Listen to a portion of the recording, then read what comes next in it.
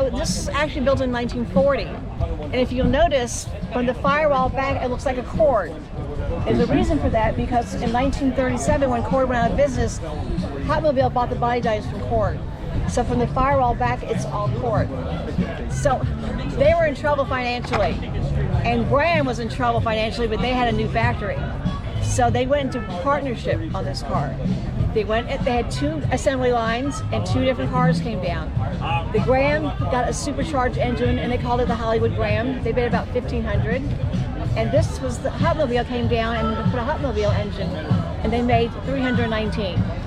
This was built in 1940. And then they went bankrupt. They couldn't build it for what they thought they could do. What would this car sell for in 40?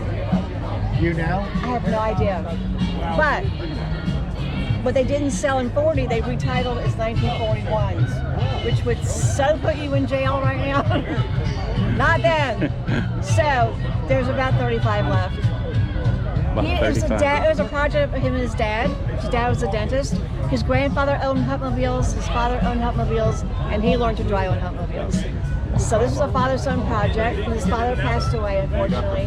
So he really took the restoration up to the top level in honor and memory of his dad. Very nice. It is nice. So we think about it every time we bring it out. Oh yeah. Fred Weinstein. He used to take his son to car shows when he was 5 years old, and he caught the bug. Which is why we always let kids sit in our cars. Always. You want them to catch the bug too? I don't have anybody.